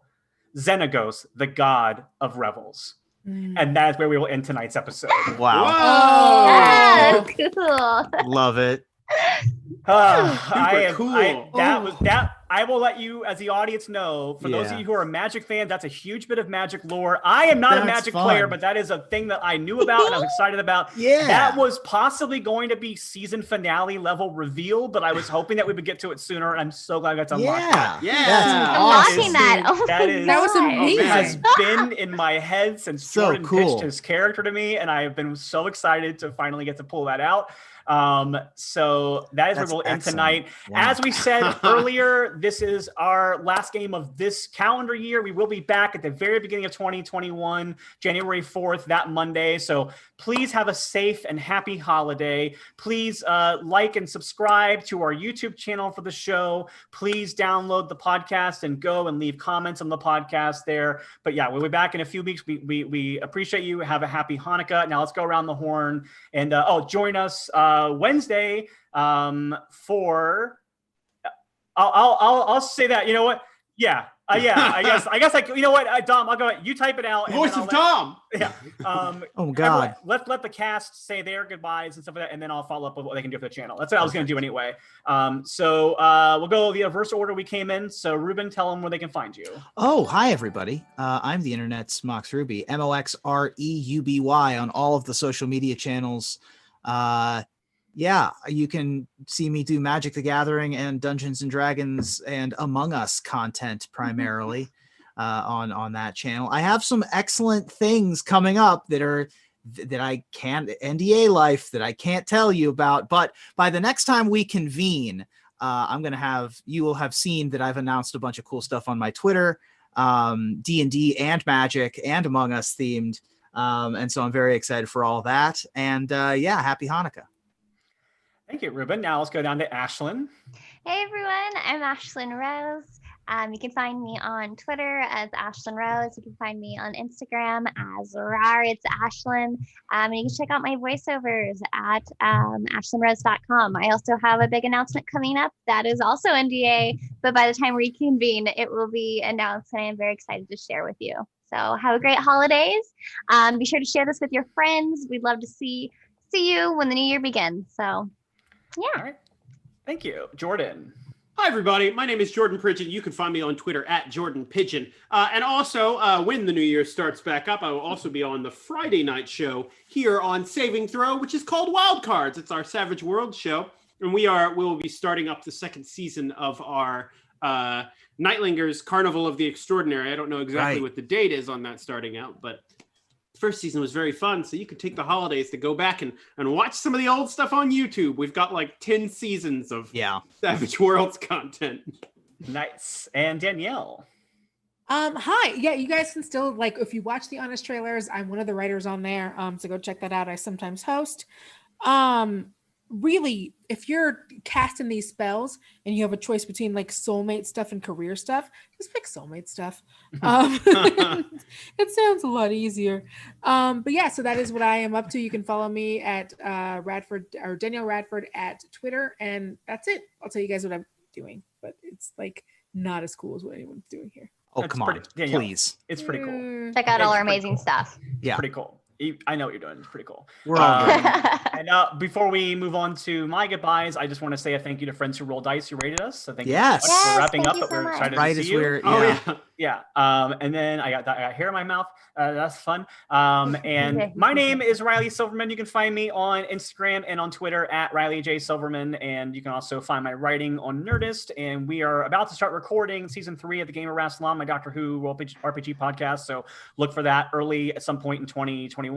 Also, maybe something else exciting happening D&D wise in 2021. We don't know yet, so we'll get back to you on that once we know more. But yeah, as everyone said, we are taking a 2-week break, which means it's a very, very good time to get people caught up and into this show. So please tell your friends if you're enjoying it so far. Tell your friends about our podcast. Tell your friends about the YouTube channel, and let's get people binging this show over their holiday break so that everyone can join us back for new episodes on the 4th. But this channel is not yet done for the holidays. In fact, we have 2 really cool things happening this week on the channel. Join us Wednesday for a special Q&A with Benevolent Overlord himself, Dom Zook. Yes. At 2 p.m. Pacific time. Actually, I'm going to go ahead. Oh, I took it off. I removed it to put the Hero Forge of Jordan and Claw, of Ruben and Claw. Ruben and Lysandros. Whatever. There we go. Sort of not right, but I had the fun. I no longer have the Roll20 of Dom, but Dom will. Anyway, Dom will be doing a Q&A about the channel right here at 2 p.m. PT. If you can submit questions right now, you can follow Dom on Twitter at Gadzook for the link to the question forms. I'm sure Dom's probably tossing that right now in the doobly-doo. And then, of course, tomorrow, our good friends at the Salt Bays return with one of my favorite Powered by the Apocalypse games, Monster Hearts, which is going to be a one-shot led by Terry Gamble. It is your teenage sex monster game. It is delightful. It is a whole game about making each other horny or not horny, and it is very fun. Amazing. So I definitely recommend checking that out because it is always really fun. I played it. This is going to sound dirtier than it is, but I played it in a hotel room last year at Gen Con. That's what I ran into a friend of mine from my old gaming group back in Ohio. He was in Indiana, and he's like, "Hey, do you want to go to a room and play Monster Hearts?" And he actually meant it as, "Let's go to a room and play Monster Hearts," which is great. Right. And let us cut off today's game with a lovely thank you to Hero Forge, and also one last toast from our friend Jake, Wherewithal, who says, "No divinations this week. Just want to give my gratitude and appreciation to the cast, crew, and chat for being a wonderful source of entertainment and joy." Jake, we say that back to you. We could not do this show without you, the audience, who have been so supportive and lovely. My glass disappears into the ether, but keep being amazing, Jake says. We thank you. We love you. And you all have a safe holiday and have a good night. Thank you. I can revel to that.